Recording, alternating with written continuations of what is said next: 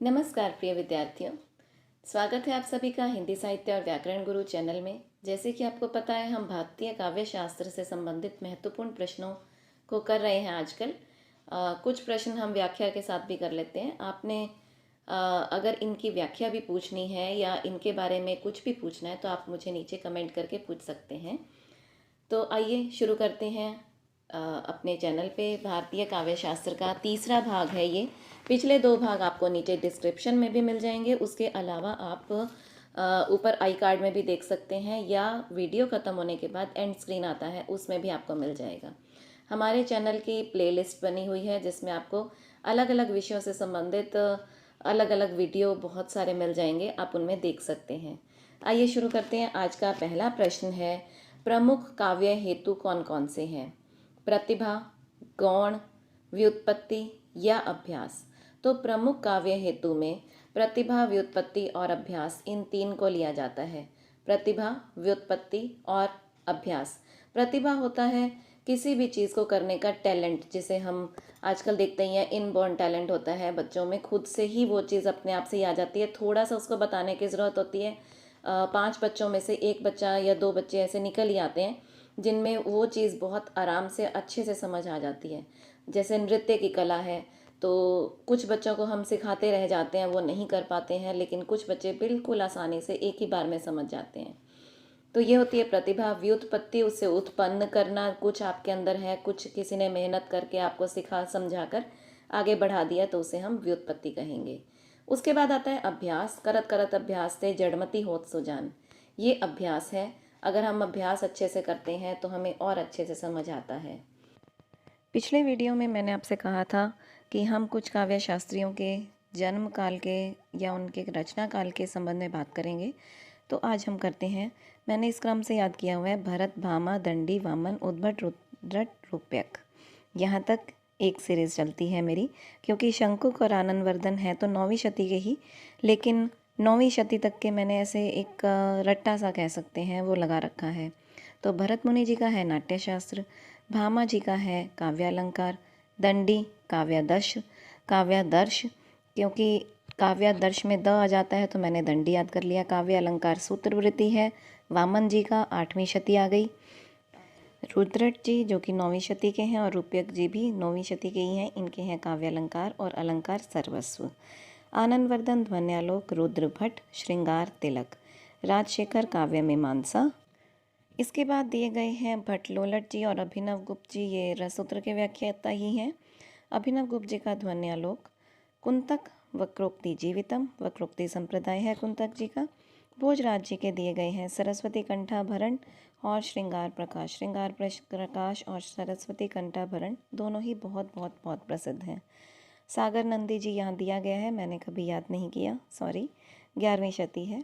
महिम भट्ट व्यक्ति विवेक, क्षेमेंद्र औचित्य विचार चर्चा और कवि कंठाभरण। क्षेमेंद्र जी का औचित्य विचार चर्चा पर बहुत से प्रश्न आते हैं, तो इसे अच्छे से कर लें। मम्मट जी हैं काव्य प्रकाश, 11वीं शती। माफ़ कीजिए, कहना तो ये चाहिए, मम्मट जी का है काव्य प्रकाश जो है 11वीं शती से। हेमचंद्र जी का है शब्दानुशासन, रामचंद्र गुणचंद्र नाट्य दर्पण। बाण भट्ट प्रथम चंद्रालोक के रचनाकार एक और भी हैं, मुझे कमेंट करके अवश्य बताना कि चंद्रालोक रचना और किसकी है। उसके बाद बीच वाले मैंने कम ही याद किए हैं, जयदेव, शारदा तनय जी, इनको मैंने कम ही याद किया है। विद्याधर जी का है एकावली। उसके बाद मैंने जो मुख्य याद किए थे मैंने, विश्वनाथ साहित्य दर्पण जो कि 14वीं शती, बहुत बहुत बहुत महत्वपूर्ण है। रूप गोस्वामी उज्ज्वल नीलमणि। उसके बाद जो मैंने याद किया वो है अप्पय दीक्षित जी का कुवल्यानंद और पंडित राज जगन्नाथ जी का रस गंगाधर, 17वीं शताब्दी। राज जगन्नाथ जी अंत में ही माने जाते हैं, अंतिम समय के। तो आपने इनका क्रम देखा, इनके क्रम से संबंधित जो प्रश्न आए, अब आप उन्हें छोड़ना नहीं, जरूर करना, बहुत अच्छे से करना। अगला प्रश्न है, शब्दार्थो शरीरम रस आत्मा।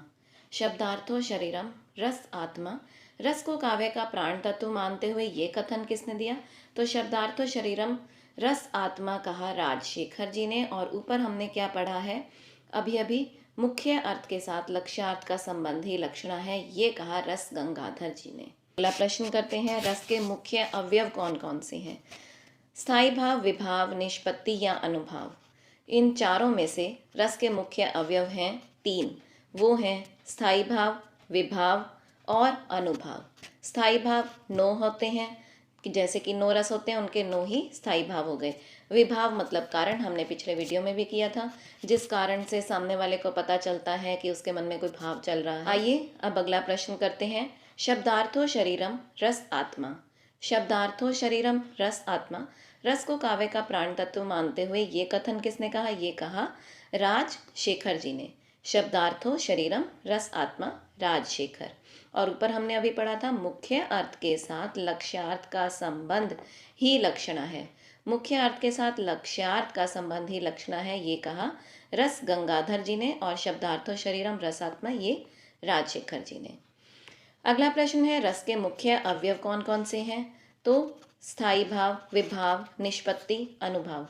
स्थायी भाव, विभाव, निष्पत्ति, अनुभाव, यहाँ ये 4 दिए गए हैं, इनमें से 3 ही हैं। स्थायी भाव जैसे कि 9 होते हैं, 9 रस होते हैं, तो उनके 9 ही स्थायी भाव हो गए।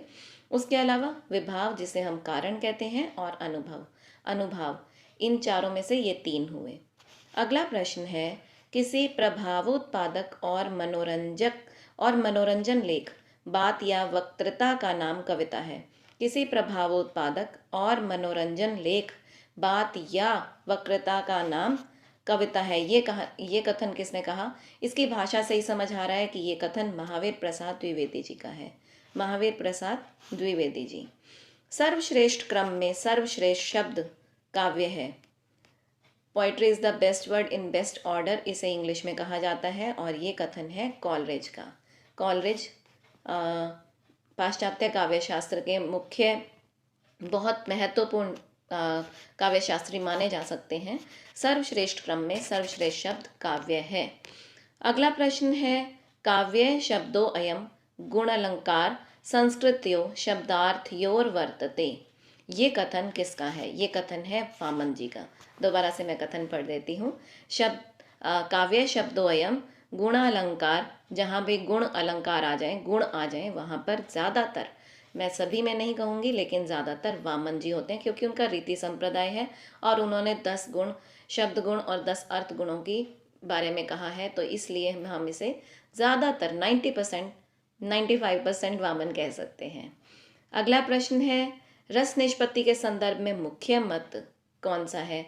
भट्ट लोलट का उत्पत्तिवाद, शंकुक का अनुमितिवाद, हडसन का लोक मंगलवाद, अभिनव गुप्त का अभिव्यक्तिवाद। तो रस के मुख्यतः 4 व्याख्याता रहे हैं, शायद ये पिछले दोनों वीडियो में भी हम बात कर चुके हैं।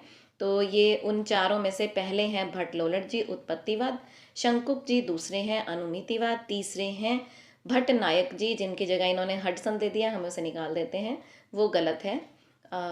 तीसरे हैं भट्ट नायक जी, जिन्होंने साधारणीकरण भी दिया और भुक्तिवाद या भोगवाद भी दिया। और फिर आता है अभिनव गुप्त, जिन्होंने अभिव्यक्तिवाद दिया।